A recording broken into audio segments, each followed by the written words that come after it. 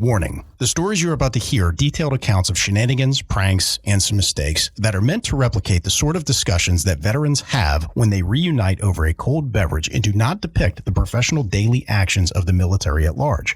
We hope to make you laugh, but not to disrespect our proud men and women in uniform. Listener discretion is advised.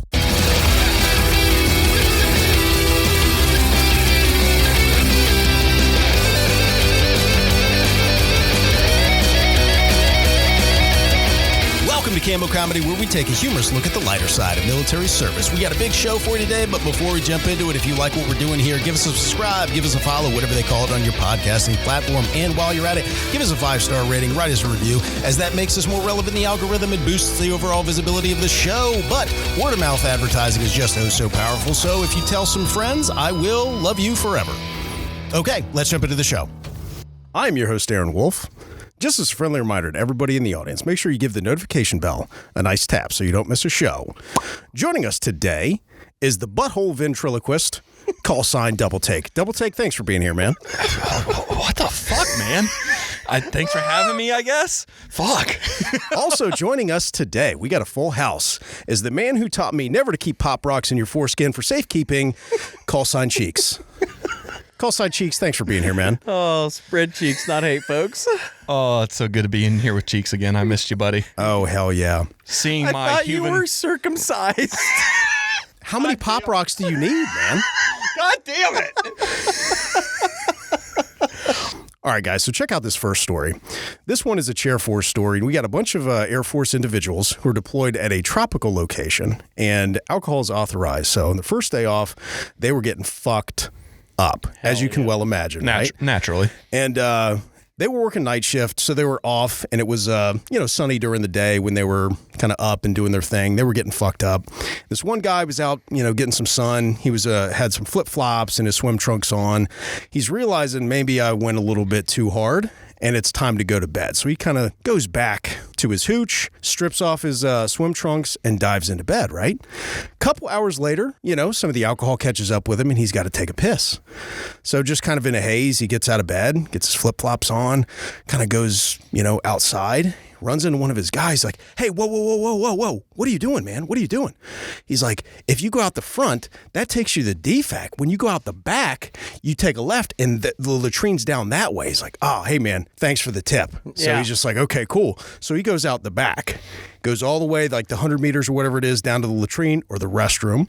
And then on his way back, this guy realizes he is fucking balls naked. He forgot to put on his fucking swim trunks. And so he's like, why the fuck did my guy stop me to tell me that I was going the wrong way to the bathroom, but forgot to naked. He forgot to mention that he was fucking naked. And he's like passing picnic tables with people like enjoying their like self on their time off and stuff. I think he knew what he was doing. I don't know, man. Did he have a shirt on or anything? No, he had no shirt. Totally naked. Just flip-flops. And he's just like marching all the way down. And it didn't bother anybody. People are like, hey, man, there's Seth or, whatever. Yeah. He's like, he's going to go take a piss, I guess. So his buddy just turned him around. Hey, bro, go that way. Just carry on, but go that way. It's like, hey, you're going the wrong direction. I'm not going to correct anything else. I think his buddy set him up for failure. Oh, yeah. I would have to guess. He's like, his hog in the right direction. Right. Yeah. Grabbed him by the wiener. Follow me. Heard he was hung, too, so I don't think anybody was complaining. Good you know for what him. I mean? So good for him. There you go. But yeah, man, I love that story. That's funny. Our next one doesn't have any nudity. I know it's going to be terrible. Lame. It's not. So these guys are in a deployed location, right? And they're on their way out. They're like ripping out. So they're not in their normal barracks that they were staying in. They're in like transient area, right? Okay. So it's like a big gymnasium, bunk beds everywhere, and they've got their sheets set up, their little jack shacks and stuff like that. The jack shack. Yeah. The spank tank, the jack shack, they got it set up, right? Well, this one individual, everybody called him Bird Person. Okay, now explain that. Because of his mannerisms when he'd walk, he'd like have a little head bob with it. Okay. And then he would like always, a pigeon? he would always just be birdish. Yeah, birdish, and he would always be nesting. Was he thin? He was a thin fella. Okay. Yeah, he's like 6 foot tall, thin guy. A lot of bird qualities. A lot of bird qualities going on, but he would always be nesting. Okay. Okay. So you would like look into his little bunk, and everything that he needs, he's sitting there perched in his little bed, and he's got sheets all around him like he's made a little nest, right? Everything's within arm reach that he can get to. And you guys were brave enough to look in his, what did you call it, the Jack Shack? The Jack Shack. Well, that wasn't me. I didn't do this. It wasn't us. All right. But he goes away to the gym or something. He's gone for a few hours, and all of his buddies find a bird, like an actual sparrow that was in the barracks flying around. way. And you can see where this is going, right? Oh, yeah, I see where this is going. So these guys make like a makeshift butterfly net out of broomsticks and sheets. And it takes them chasing around a fucking live bird with broomsticks and a sheet. It takes them like 2 hours to corral and catch this bird, right? That's dedication. It is. Yeah. Wow. They release it into bird persons. Into his hooch, in his Jack Shack. And then they put it in his bed. In his bed, right? And it's trapped in there because of the sheets, right? Well, they make a sign, and it says, like, caution, bird inside. Okay, Right. They hang it on there. And he comes back from whatever the hell he was doing. He comes over, he looks at it and goes, all right, guys, real funny, ha ha. Funny. Rips down the sign, and everybody's like peeked around their beds and huddled around, just staring at him like, oh, what's he going to do? That's a major tell. Anybody in the military currently right now, if everybody is interested when you come in, something is amiss. Something is amiss. Yeah, wise the fuck up. Yeah. So everybody's staring at this guy. He thinks it's just a sign. He rips it down. Ha ha. Looks over at him. You got me. And then the next thing he hears is like a flutter. Yeah, nice. With the hat. Good sound right there. So do it again. That's what it sounds like. Yes. So this guy's got to be thinking, like, what the fuck? Like, no fucking way. Yeah. There's no way. He stops. He looks back over at him. He's like, what the fuck, guys? And then he hears it again. It's so good. And he's like, okay, there's no fucking way. There's something going on. And he like opens the curtain just slightly to peek in. And then this bird, the sparrow, flies out right past his head. He freaks out. Like a fucking magic show? Yeah. Woo. So these guys corralled this bird, stuck it in his hooch, and put the sign up. He thought it was just the sign. He opens it up, gets attacked by a sparrow, and then... Oh, Did my it, God. Did like shit in his bed or anything? I'm sure it did in the nest that was already made. Oh, my God. This is mine now. This is my house. Probably thought he was his mother. Yeah. Them fucking mother hen. Yeah. In reality, do you know how pissed you would be if you were a sparrow somewhere and like these guys caught you just to like dunk on some guy and put him in your bed? You're like, hey guys, You're just what minding the fuck? your own fucking business. Yeah, like- being a bird. Come on, if you're gonna catch me, put me outside. Try to do bird shit, guys. I feel like if somebody came up, grabbed you in a blanket, and then put you in a fucking tree and just left you there. Yes. Oh man, Bad person. that's awesome. All right, so check out this next story. So got? let me explain what TDY is. TDY just means you got a temporary duty, right? And it's basically like if you go to a military academy or something like that, you're going to go to a different base for the purpose of doing your job, right? So these guys in particular, they were at a professional military academy, right? Which means you're going to go someplace for a week or two, you're going to get your training, and then you're going to go back to your home station, right? So the first weekend comes, they got liberty, they're going out on the town, and these guys got fucked up. One guy in particular, they're on their way back to base, and he's just not feeling it, right? It's like a 30-minute drive, and he knows that, like, hey, vomit's coming. And to make matters worse, in military towns, they deal with GIs a lot. And they're not playing fucking games because, you know, GIs, especially when they're transient, they like to go out and have fun and do all kinds of dumb shit. Yep. So there was a $300 charge if you vomit in one of their taxis. They They're were like, not prepared for we this. are not fucking around. And that. it's not like you really have an option to like open a window because there's just no way that you can fully clear the side. I'm sure they're onto that one, and that freaking fine is going to kick in when you get vomit on the side of their vehicle too. Yeah. They're just like, no. For $300, I'm just eating it. Well, so check this out. Like the cab driver was kind of doing some like sharp turns and corners and speeding up and just nailing the brakes and stuff like that. And there's a Not drunk helping. guy. Almost kind of seems like this was a scam. This was some kind of a He's like, racket. I want $300 He's like, bucks. I need an extra $300 right now, you know? So the dude's like, all right, man, like I'm not making a mess. And there's probably, in all out reality, there's probably legitimate respect that's going on here where they're just like, yeah, you know, I don't want to mess up somebody else's shit. Yeah. So he just makes a bowl out of his shirt, right? Oh. And he just freaking vomits and he contains this whole thing, right? Well, they make it back to base. And like right as soon as they're pulling in the front, he's like, hey man, stop, let me out. You know, so he gets out and then dumps this like shirt bowl full of vomit right on the front lawn. Right on the front lawn. He just dumps all this stuff out. One of the MPs is like, bro, how long were you holding on to that for? And he looks at him, they like vomit all over his shirt and everything. He's like, about 30 minutes. He's like, oh my God, That dude. is foul. So foul. So gross. It's gross. I mean, it's impressive too. Yeah. But what you got to say is, in the military, they always tell you to adapt to the situation and overcome it, right? Yeah. And you got to say there was no charge. He didn't make a mess. He kept his mess contained. So he didn't get charged. He did not get charged, Good man. for He was just him. like, okay. He made a choice and he rolled with it. Yeah. Yeah, paid the guy. They were on their way. Oh God, that's so gross. Good for him though. Yeah, man. I couldn't have done that. I'm a would've been sympathetic puker. If I puke and I smell it, it's gonna keep coming. I'm gonna do it too. Yuck. Hell yeah. All right, so I got the next one. So this one was actually on a deployment that I was on. Okay. Yes. Is this your story? I'm in the story. Okay. But I'm not Okay. the subject of the story. Okay. First person story though. First Yes. person. Unfortunately, Thanks first for sharing. person. I really wish it wasn't first person. Yeah. But shit happens. Yeah. Yeah. So it is what it is. Shit happens. Party naked. So on this trip, there was a guy. We're gonna call him Tater. Okay. All right. What's up, Tater? Yeah, Tater Tot. Hell yeah. So Tater is, I think he was an airman at the time. Smart guy, Right. very very clever, very funny, but one of those guys that's too smart for his own good, and he's always just cracking jokes, always making trouble, just to entertain himself. yeah. Right. Those guys So- get in trouble. Oh, yeah, they do. So an important part of this story is to understand the way that these permanent housing, like during the bulk of your deployment, was set up on this base. It was basically exposed. Like you walk out the front door of your room and you're outside. Gotcha. And then 5 feet across the walkway is the front door of another one on the other side. Okay. So you're just like 5 feet from the other room. So Tater happened to be in the room directly across from me. Right. So it's about, I don't know, maybe 9:30, 10 o'clock at night. We had been on shift The that day. witching hour. Yes. That's right. We got off. Most people are just chilling in the rooms at that point. You've already worked out. You've already had chow. Right. You're just laying low. I was watching Netflix or something. No, you weren't. Chilling. Moving on. You're a liar. Neither confirmed nor You're deny. a liar. You were Netflix and chilling with yourself.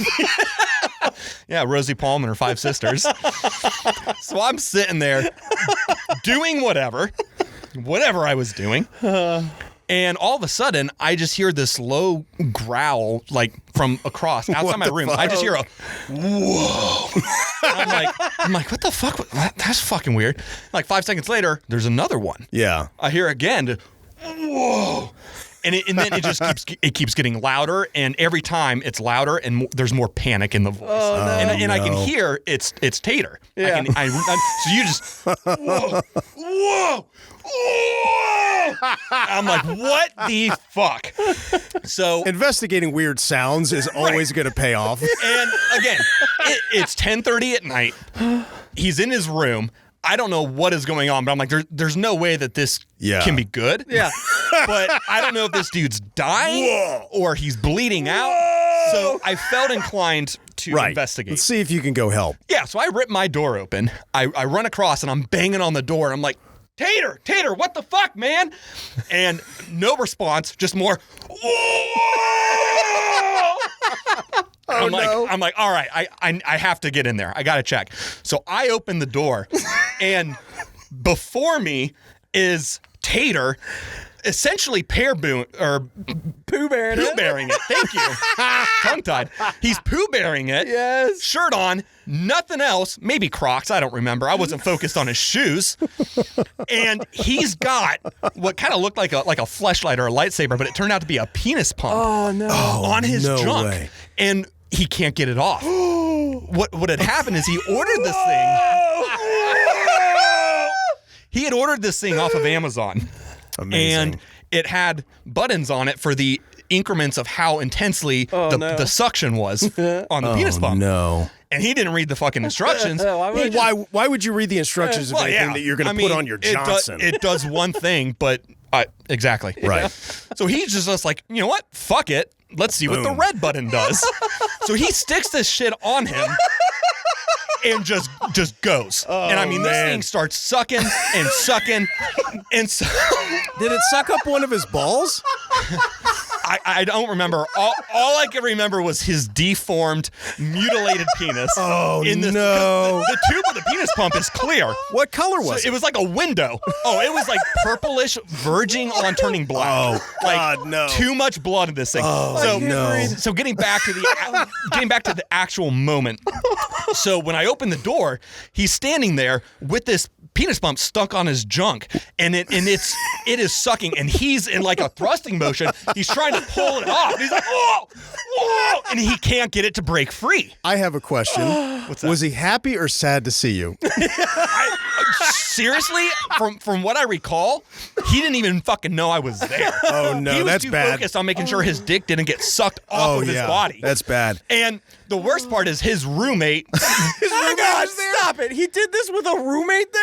At this point, I don't know if the roommate was there when it started, but knowing these two guys, because this other airman was also a fucking animal, he probably was like, if I just do this quietly, he's probably got his headphones in, he won't even know. Nobody's gonna and then know. it turned into I might lose my dick over this, so it became this whole thing. It became a community event. So his roommate is crouched in front of him like he's inspecting it. Like he's crouched like a fucking umpire at a baseball game. What the fuck did you just walk into? Off to the side while Tater's like, whoa, and trying to pull this shit off. And he's thrusting the whole time? Kind of. It's like it's like a reverse thrust. He's trying to get away from it, but while pulling with his hands. Oh, God.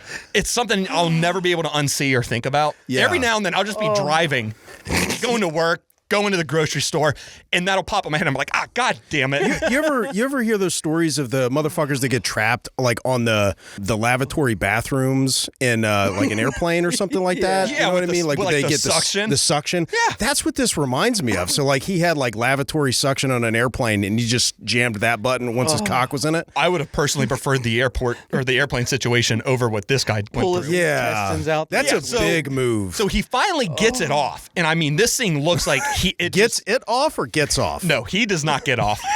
He gets the pump off. He breaks the seal. Oh, God. And I mean, his shit looked like it had just been sitting on a table and he smacked it with a hammer a bunch of times. God. So at this point, I don't know what to do other than just quietly shut the door Do you want and me leave. to rub it? So I'm just going to back out of here. Yeah, that's probably the move. I was never here. That's probably the move. I was never here. So I go back to my room. And from what I remember, it was probably for a good week after that. Because naturally, of course, I mean, I probably fucking told everybody. Yeah. Oh, yeah. This story got around. You're staying on that information for 1 second. Everybody's going to fucking know. Forever. So for about a week after that, he was still telling people, he's like, man, like my shit's still like lumpy and purple. And we're like, dude, like, I mean, I didn't fucking inspect it. I would have been asking for updates, and I'm like, I'm going to need to see the progress here on your Johnson. But yeah, unbelievable. And then to finish it off, that same insane roommate, a couple days later, was waving it around like a lightsaber, using it like a sword. Waving what? His purple Johnson around? No, the penis pump, that looked like the hilt of a lightsaber. So he kept using it? Oh, yeah, he kept that thing the whole trip. This motherfucker's like, you know what? I spent good money. I'm using this thing. We're going to make it work. He probably did shots out of it later. Grody. Oh my God, I can't breathe. My head hurts. Holy shit. All in the penis. Play us out? I don't know what that means to play us out. What do you mean, in the show? All right, fuck it. We'll do it live. Hey, thanks for checking out the Cammo Comedy Show Podcast. If you like what we're doing here and you want to participate in this community, there are many different ways that you can contribute. First and foremost, tell somebody about the show. Word of mouth advertising is very powerful, and we really appreciate you for helping us out. If you have any funny military stories of your own or know somebody who does, with their permission, of course, you can contribute those stories via email at stories@cammocomedy.com. That's stories, STORIES, at CAMMOCOMEDY.com. Or if you're not too good at the internets, drop us a voicemail at area code 531-222-6146. That's area code 531-222-6146. That's right, we're giving away our phone number. We want funny military stories from all eras. So if you're not from a generation that's heavily online, we don't want there to be a barrier for participation. We have a lot of big plans for this show and building this community to support veterans. We will announce here soon, so stay tuned. All right, I'm going to go have a nice spicy bowl of chili. Later.